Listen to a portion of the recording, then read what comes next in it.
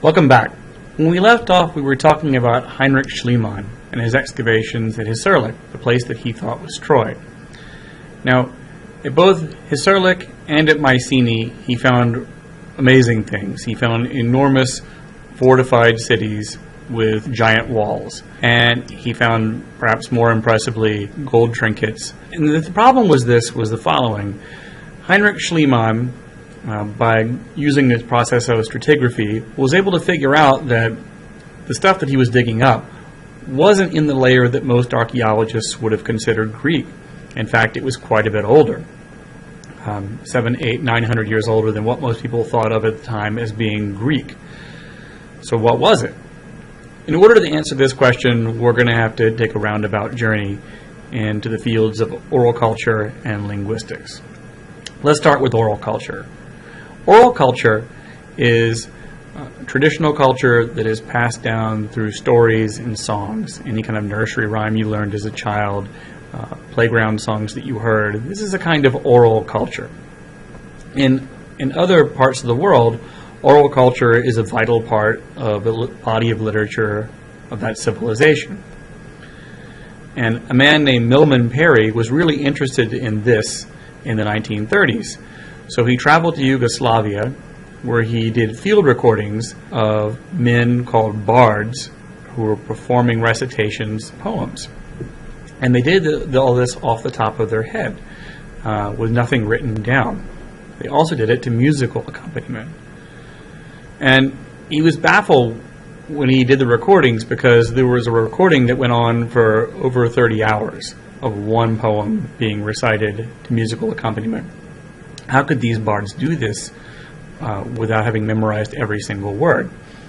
Or how could they memorize every single word is a better question. And here's what he discovered.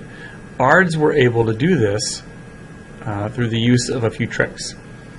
The first is that the meter that bards sang in affected the words they chose when they were doing the reading. What's a meter? A meter is like a rhythm or a time signature for a poem. And as it turns out, by comparing the bards he studied in Yugoslavia with Homer, Milman Parry was able to decide the following, that Homer's Odyssey and Iliad were actually a product of oral culture. They weren't written down per se, but they were sung to a meter or a rhythm, and only later recorded. So the meter of Homer's Iliad and the Odyssey is this. It's called dactylic hexameter. If I were to tap it out, it would sound like this.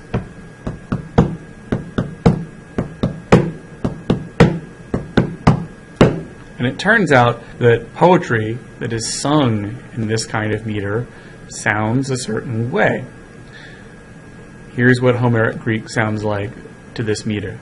Meneneade te apeliadeo akeleos ulomene gemuri akaios alge eteke holas diptumius ipsus aide proipsen heroen autus de loria tu kekunesen oion noisi te pasi dios telieto bule ex huhu de ta prota diestete resante Atreides te anax andron kai dios akeleos.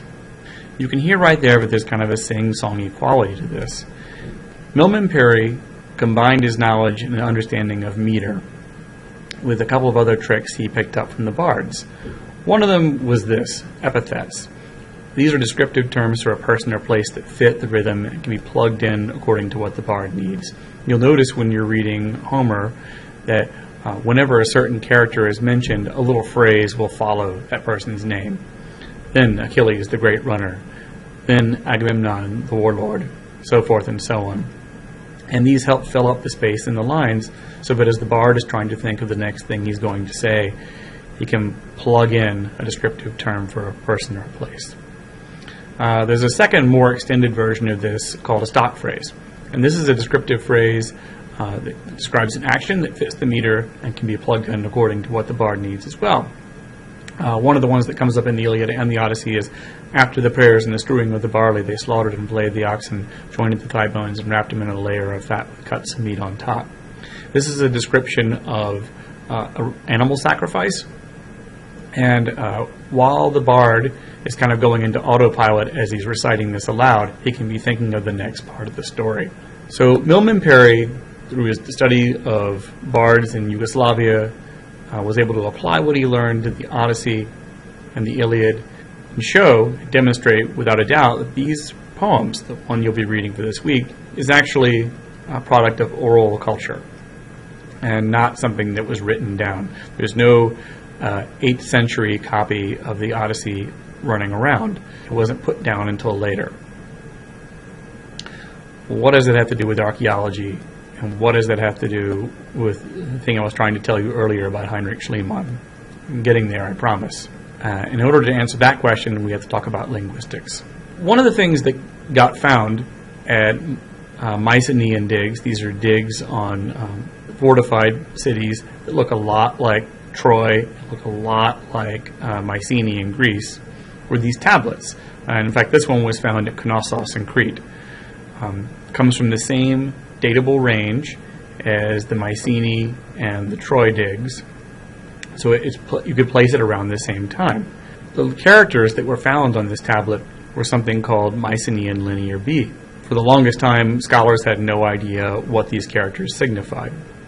However, in 1952, an architecture student in Chicago named Michael Ventris decoded Mycenaean Linear B and discovered, to everyone's amazement, that it was actually a form of Greek. So if writing on tablets that was just as old as the digs at Mycenae and Hissarlik could be demonstrated to be Greek, this shifted things around a bit. This meant that the stories shown in Homer described things that were real and actually Bronze Age. They were describing a Greece, a Bronze Age Greece, that is, that was much older than archaeologists had previously thought it to be. And people who were living in those places spoke a form of Greek. They were Greek. And this extended things backwards by quite a bit. And it meant that Homer's connection with the Bronze Age past was much closer than we thought. Was Homer then inventing stories from the air, or was he simply passing down another oral tradition that was actually much, much older? It's hard to say. I think it's fair to say, though, that the stories that Homer was telling in his Iliad and his Odyssey were probably pretty old by the time he told them too. So what is his connection with the mythological past?